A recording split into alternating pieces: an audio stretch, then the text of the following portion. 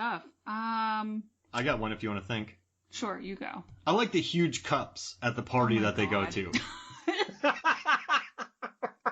When they show Tell up, me more about how big these cups are. When they so I'm lucky I didn't have these cups in college and high school, right? Because these cups, if you're playing beer pong with these cups, you're not missing. You're gonna win every round. You never miss one.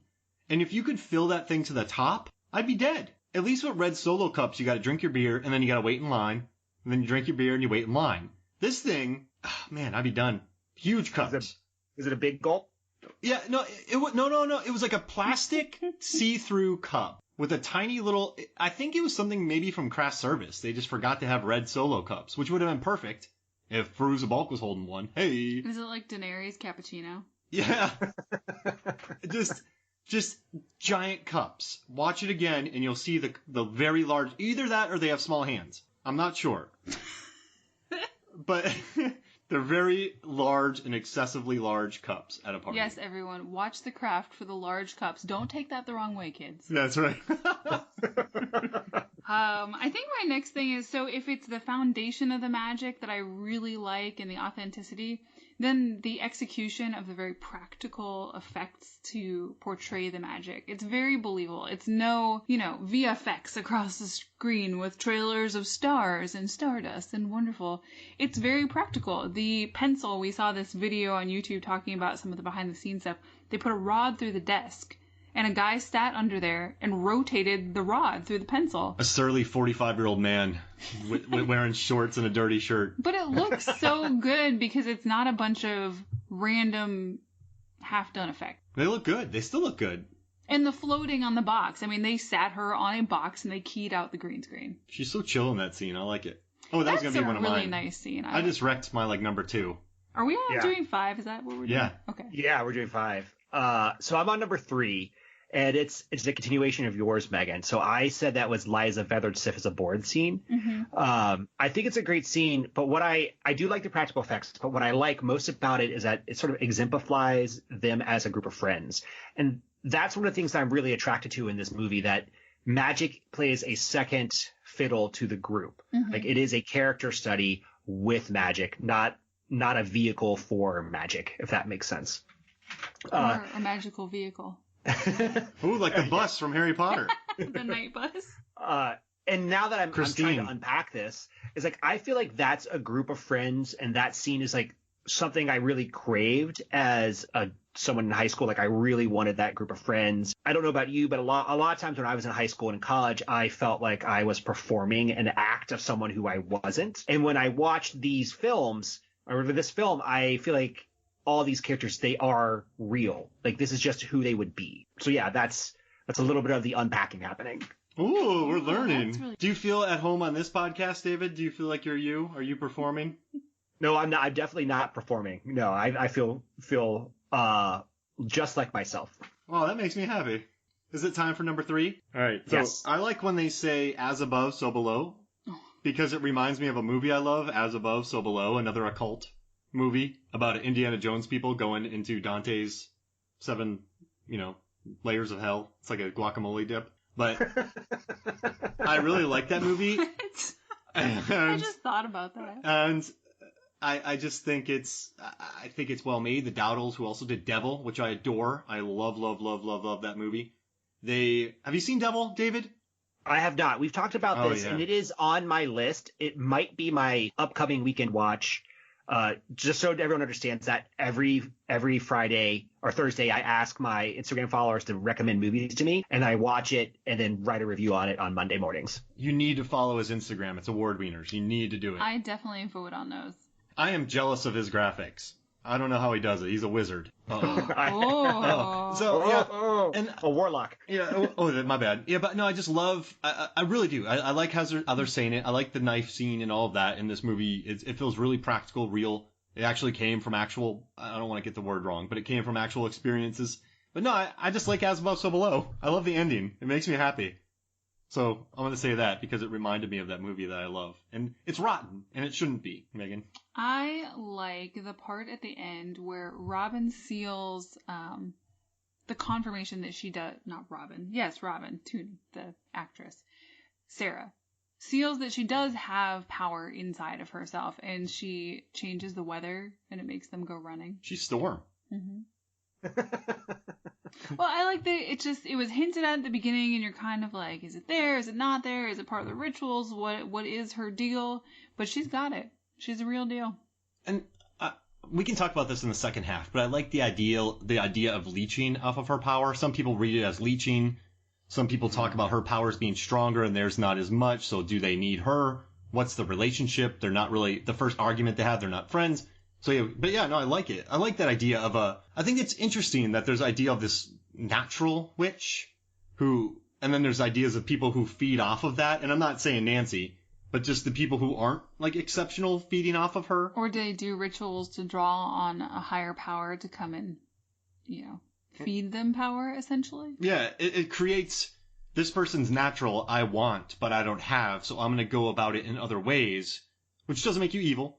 It just, it creates an interesting dilemma of want and need and coveting. Yeah, that's really interesting. That's really interesting because I had this thought, Mark, when we were watching this movie, that this movie's a little bit about someone who doesn't have to try hardly at all. Oh. And then about a bunch of other people who are working their ass off to make it work and can barely make it happen. Which and so is high school in a nutshell. It absolutely is. Oh my God. Yeah. So yeah, my number 2 is, this is a line in the movie near the beginning, and Bonnie says it. She says, "Everything in nature steals." And I think it's a really great line.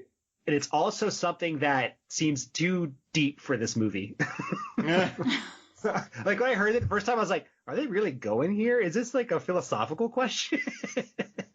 Well, playing off of that, so my next thing is, Mark picked up on this when we were watching it, and if you read a lot of fantasy, you probably know this, but typically a consequence for magic, and the girls go into it all happy and excited, and it's strengthening their bond as a friendship group, and they don't bother to think about the backlash until it starts to rear its head on them.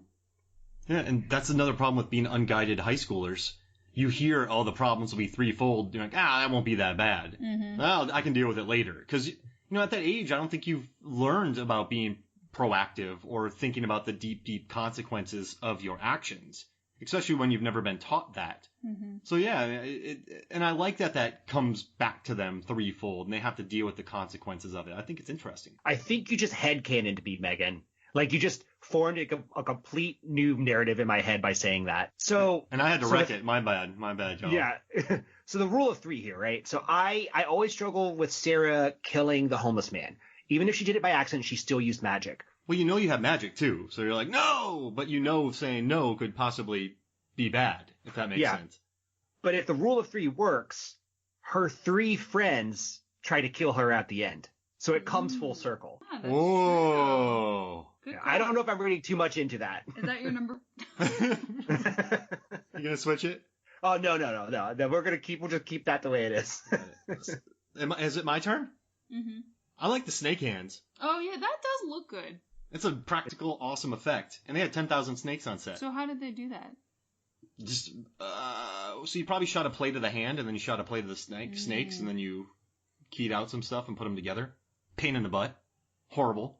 Back in 96. Especially for back then. Yeah. So, yeah, you get the plates, and you get them, then you oh man, that'd be a pain.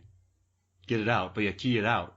I don't know, I like that effect. I thought snake hands are awesome. It just seems, it's bonkers. And it was all practical. And as someone who's worked on a lot of sets, I would have loved to have been there that day, just to see 10,000 snakes on set. Oh, that'd have been amazing. No. Nope. Oh, I would have love freaked out. But yeah, the snake hands, because, I don't know, I like funky stuff like that. Oh, I got my number 1. Okay. Your number, yeah. I got my number 1. But yeah, so I just love the snake hands. So that's my number 2.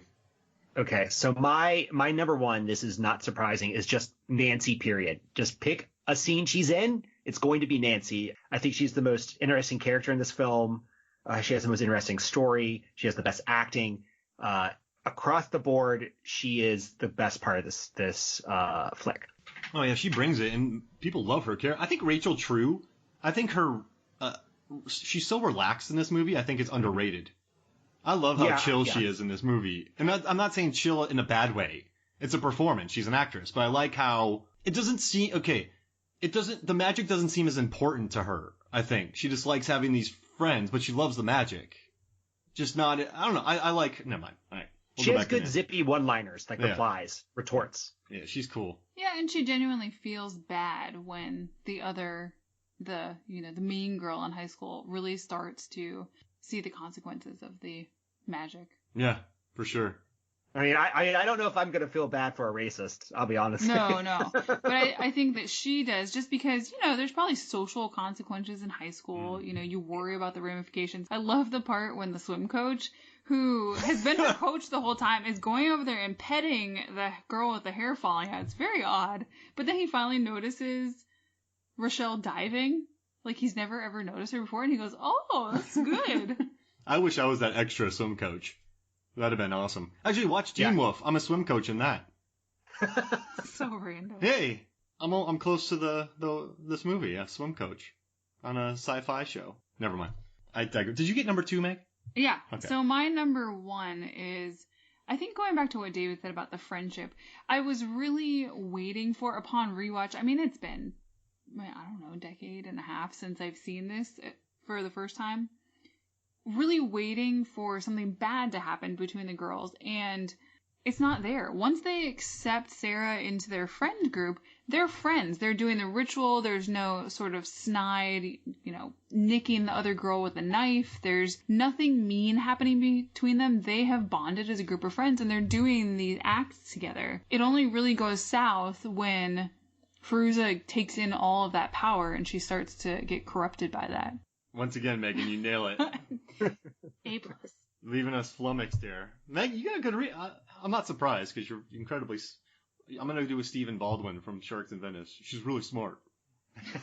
It's my girlfriend. She's very smart. She's an expert. All right, my number 1 is I love the scene where Nancy and Sarah collide into the door, but they built the set on its side and then dropped them on it and then dropped all the garbage on them from the set. So that's another instance of, the DP, Alexander Gruzinski, he did Tremors. That's all you need on your resume because Tremors is a perfect film. Perfect film. And he also worked a lot with Andrew Fleming. Actually, a lot of people who have worked with Andrew Fleming went on to work with Andrew Fleming again, the director. And he just directed 6 episodes of Emily in Paris, Megan. There you go. But no, I like the scene. I think it shows the creativity of the set. It shows why they were a step ahead of that. When I saw that scene, I reacted quite strongly when that happened. I loved watching that fight when they hit the door, and they just filmed it sideways. It's a very creative, but also useful visual. Exactly. It's your favorite kind. Yeah, it tells a story. It's good. It's not pointless. It's not flashy for flashy sake. I hate flashy for flashy sake, David. It annoys the living daylights out of me. But yeah, it's a good shot. It shows power. It shows urgency. The way they handled it. And once again, it just shows that the production designers, the DP, everybody working on this knew what they were doing. They were smart. And that scene really showcases why I like it. It's cool. It's a good moment. So that's why I put that as my number 1. I dig that scene. What I like most about that final fight scene is that it breaks down into a physical altercation. These are witches and they could, use their mind all they want. But when it comes down to it, they just got to wail on each other. That's what you got to do. Yeah. It also speaks to how human they are. They give in to their emotions and they get much more physical and less tactical and less strategic with their fighting. They just go for it. Yeah. I wouldn't want to fight Fairuza Balk. No, definitely not. Are you kidding me? She's scary. No offense to Fairuza. She could be the most gentle human being on the planet. Okay, I wouldn't want to fight Nancy because she seems like a honey badger.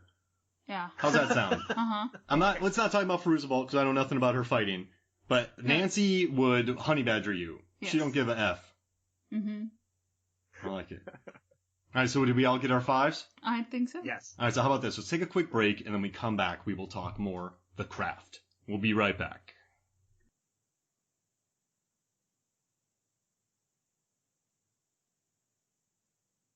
Welcome back to Movies, Films, and Flicks, and boy, oh boy, did I have some gigantic glasses of beer with those plastic cups that Megan found me. Thank you, Megan.